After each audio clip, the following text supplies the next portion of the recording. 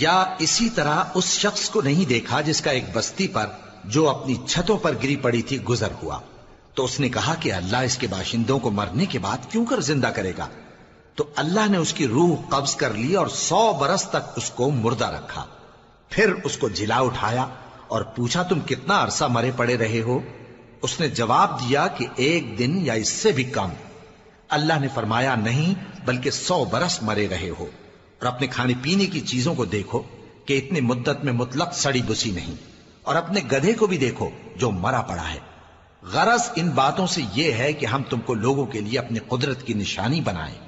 اور ہاں، گدھے کی ہڈیوں کو دیکھو کہ ہم ان کو کس طرح جوڑے دیتے اور ان پر کس طرح گوشت پوست چڑھائے دیتے ہیں.